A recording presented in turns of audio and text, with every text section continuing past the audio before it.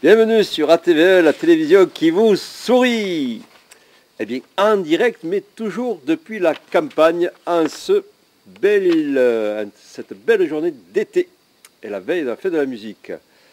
Alors, direct light, 2 mots, les derniers promis sur les élections, le bilan. Eh bien, ce que je peux dire, c'est que l'abstention a été record et c'est eux les gagnants. Ça n'a pas empêché les élus de ne pas avoir le triomphe modeste. Et les médias les ont bien aidés aussi à savourer leur succès, leur élection, obtenue misérablement à mon avis. Ce qui fait qu'on peut tabler un score des socialistes autour de 18%, de l'UMP à 16%, allez, à peu près.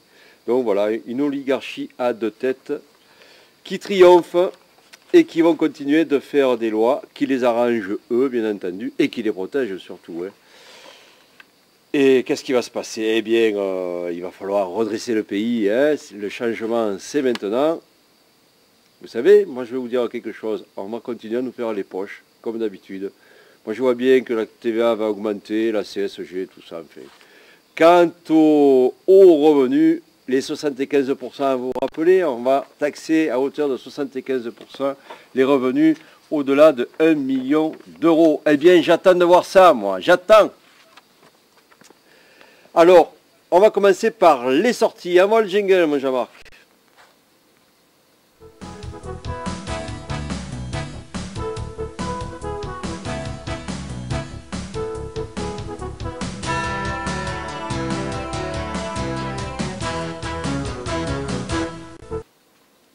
Alors c'est l'été, hein, c'est festif, tout le monde dehors. J'espère que vous ne resterez pas devant vos médias, puisque vous savez que ces médias, hein, ils font du mal eux aussi. Hein. Ils vous conditionnent les cerveaux. Alors c'est le moment de sortir, de vous retrouver, de vous amuser, de faire connaissance, de vous dire bonjour, merci, au revoir. Hein, ne serait-ce que ça. Alors je vous ai choisi, bien entendu, demain c'est la fête de la musique, hein, donnez-vous-en à cœur joie et à gorge déployée. Il y a plein de petits groupes de disjockeys qui ont besoin de ça aussi pour se faire un petit sou, hein, parce qu'ils travaillent pour pas grand chose aussi, un peu comme nous. Donc allez leur rendre visite. J'ai retenu donc vendredi 22 juin du théâtre à Saint-Alexandre à la salle des fêtes, c'est dans le Gard, hein, c'est chez moi, avec Sud Horizon qui présente un bide assuré. Saint-Alexandre en soirée. Samedi 23 juin. Donc 2 sélections au domaine Bel Air. C'est un domaine où vous pourrez déguster du vin. Il y a une journée festive autour du flamenco. Et ça se situe entre la Roque-sur-Cèze et Goudargues. C'est dans le Gard. La Roque-sur-Cèze, c'est un village classé plus beau village de France. Ça vaut le détour. Et puis, toujours dans un domaine des Oliviers, à Pierre-Latte, c'est un dîner jazz. Voilà. Donc avant de vous quitter, de vous retrouver mercredi prochain, j'ai trouvé une vidéo sur Internet des indignés qui présagent un peu un avenir incertain, c'est le moins qu'on puisse dire. Donc, histoire de ne pas perdre de vue ce qui se passe au niveau du monde et ce qui nous attend. Alors, comme on dit, il y a à boire et à manger sur Internet. J'ai trouvé cette vidéo, en tous les cas, pas si mal faite que ça. Il y a du travail. Ça méritait que je vous la diffuse. À mercredi, merci.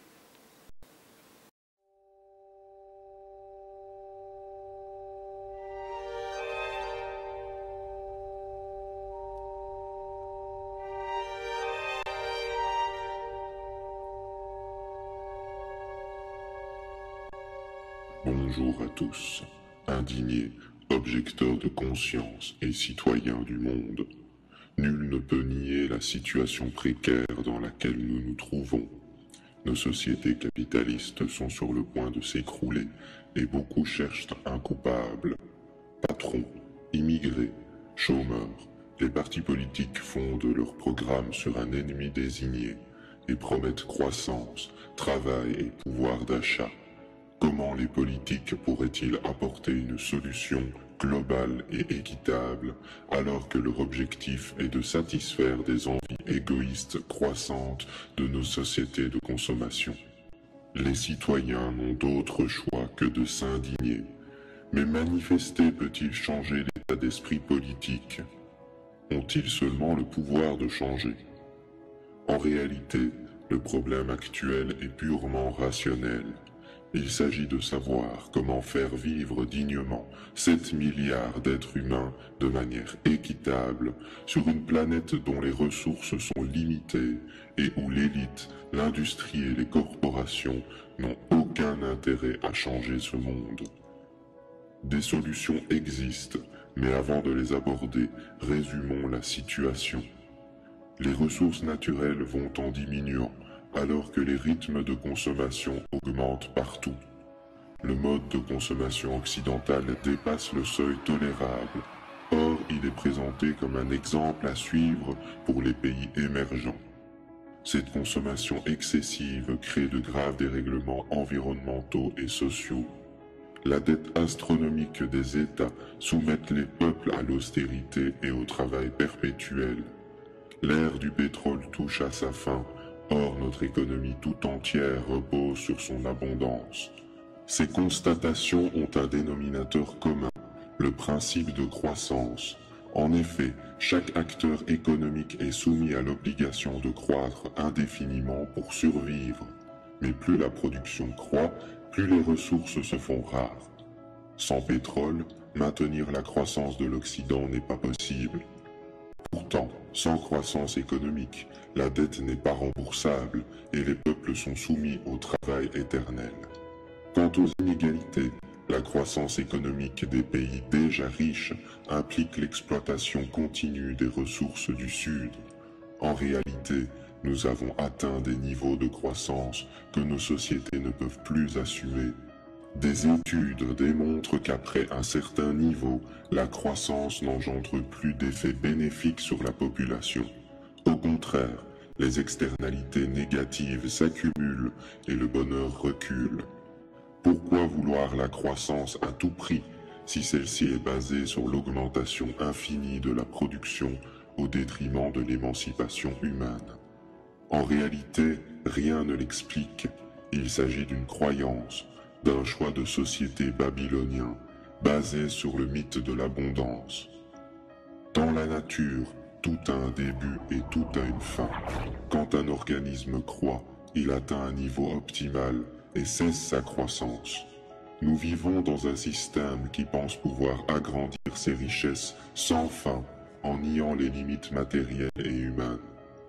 Devons-nous continuer à croître indéfiniment ou rechercher une stabilité? Nous voilà dans l'impasse, une dette impossible à combler, le mur des ressources qui approche, des politiques dont l'unique objectif est de relancer la croissance et la compétitivité. Alors, que faire? Nous ne vous dicterons pas de conduite à suivre, car votre liberté nous est fondamentale. Dans tous les cas, l'accouchement sera difficile, car il n'existe pas de solution miraculeuse. Ce que nous appelons la crise est en réalité une mutation. Notre société tente de s'adapter à de nouvelles conditions, car le système ne peut plus fonctionner comme avant. Cette transition peut prendre deux formes. Soit les peuples se libèrent des vieux schémas, soit le système capitaliste résiste et devient de plus en plus autoritaire, avec austérité, travail forcé et pauvreté. Si le monde libre veut gagner la transition, il faudra indéniablement passer par une révolution des modes de consommation. Si assez d'individus prennent conscience de leur pouvoir en modifiant leur vie, les institutions économiques devront s'adapter ou disparaître. Nous avons observé 5 principes qui mettent en échec le système. Notre manière d'envisager le monde n'est jamais neutre. L'éducation, la religion, les médias, jusqu'aux jouets de notre enfance. Nous sommes le fruit d'une accumulation d'influences. Dans la société productiviste, basée sur la consommation et la croissance, ces influences sont exacerbées.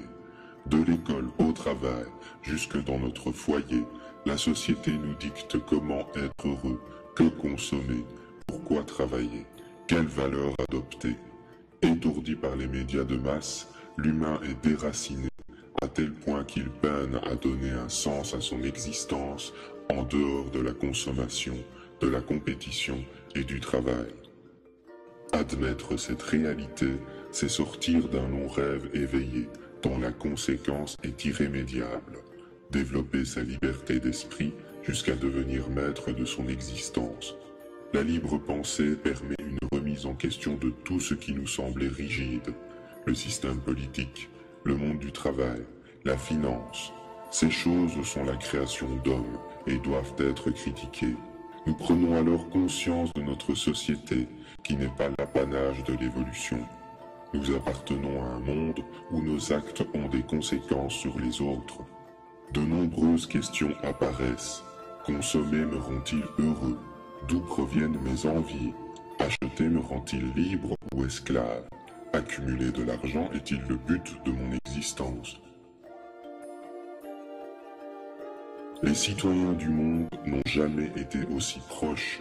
De plus en plus conscients des enjeux environnementaux et sociaux, certains individus développent une responsabilité totale, c'est-à-dire le sentiment que leur responsabilité en ce monde dépasse les frontières de leur personne.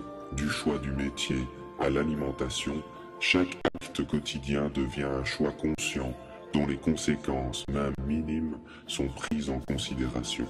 Sans cette conscience globale, le monde ne peut espérer évoluer favorablement. Voir le monde dans sa globalité ne signifie pas faire l'impasse de nos libertés locales ou de se soumettre à un quelconque ordre mondial aux objectifs douteux. La conscience globale et le libre examen vont faire apparaître trois types de comportements qui mettent à mal le système. Il y a dans ce monde deux types de progrès. D'abord, celui qui répond au jeu de la compétition dans le monde marchand. Chacun se bat pour créer un smartphone plus intéressant que les autres, des armes plus destructrices ou du papier WC plus résistant. Dans ce contexte, on ne parle pas de progrès, mais d'innovation, de nouveauté ou d'effet de mode. De plus, ce savoir n'est pas libre. Les compagnies se battent farouchement pour garder secret l'information. En parallèle, il y a le progrès éthique. Certains sacrifient leur temps, leur argent et leur intelligence dans une idée qui sera profitable à tous. Leur motivation n'est pas l'enrichissement personnel, mais l'émancipation du monde. Le phénomène peut s'observer dans tout type de profession. Chercheurs, instituteurs, inventeurs, fermiers ou simples citoyens vont s'efforcer de penser pour un avenir serein. Il s'agit par exemple de la permaculture, de l'open source, des objecteurs de croissance, de toute invention dont la durabilité est réelle, des chartes éthiques ou des initiatives d'information telles que celle-ci. Chacun peut agir à son propre niveau, sans entrer dans une logique prédatrice, et ceux qui ne s'en sentent pas capables peuvent soutenir les initiatives qu'ils croient justes. La gratuité, le don et le bénévolat financent le monde libre. Ces innovations éthiques sont primordiales pour construire le monde d'après. Mais ce n'est pas suffisant sans que les citoyens ne prennent part à l'action individuellement ou collectivement. C'est la dimension collective de la transition. Il s'agit concrètement d'expérimenter des projets alternatifs en marge de la société marchande. Le but, s'organiser ensemble localement pour créer des espaces imperméables à la logique financière, marketing ou industrielle. Tout type de mouvement existant comme les créatifs culturels peuvent y participer. Pour autant, cela n'implique pas de se couper du monde et devenir intolérant. Par exemple, La permaculture consiste à créer une agriculture biologique qui assure la sécurité alimentaire d'un territoire. Même en cas de choc pétrolier, la survie de tous serait garantie. Citons également les villes lentes, l'agriculture paysanne solidaire, les groupes d'achat en commun, les systèmes de troc et bien d'autres choses. Ces initiatives ne mettent pas en péril les libertés et au contraire renforcent une démocratie réelle. Cependant, cette démarche collective risque d'être combattue par le système et ses lobbies. Aussi, sa réussite dépend de l'investissement individuel de chacun. Appelée aussi frugalité choisie ou simplicité volontaire, c'est l'application individuelle de l'adage « penser global, agir local ». Il n'existe aucune règle ou obligation. Chacun est libre de concrétiser sa sobriété à son propre rythme, selon ses revenus et convictions politiques, philosophiques ou religieuses. La seule base commune est la prise de conscience de la démesure du système. D'une manière générale, c'est un désencombrement matériel, un rejet de l'hybris, un refus du mode de vie babylonien. Chaque acte quotidien devient dès lors une opportunité de lutter. Certains vont adopter une automodération profitable à tous, même si les effets ne sont pas visibles maintenant. Il s'agit par exemple de réfréner ses achats, de se libérer de la télévision, de l'automobile, de boycotter les grandes surfaces et les produits industriels, d'opter pour les produits locaux et de saison, consommer moins de viande et bien d'autres choses. Ces individus vont généralement trouver le bonheur dans les choses simples. D'autres se créent un bouclier contre les désirs superficiels créés par la société de consommation. Ils apprennent à penser par eux-mêmes, à ralentir leur mode de vie, à s'octroyer du temps libre pour leur famille, leur conscience ou la nature. Mais simplicité ne rime pas avec facilité. Cela exige des efforts quotidiens et des sacrifices en termes de confort matériel, sans pour autant s'obliger à vivre dans la misère. Tous déclarent voir leur bonheur augmenter. Liberté, conscience, éthique, solidarité et sobriété. Ces 5 éléments teintés de tolérance peuvent être à la base d'une révolution culturelle non violente où la somme des comportements individuels et collectifs peut faire basculer la société vers un stade supérieur en déstabilisant les principes erronés de la croissance. Notre liberté est à ce prix pour un avenir serein. Merci.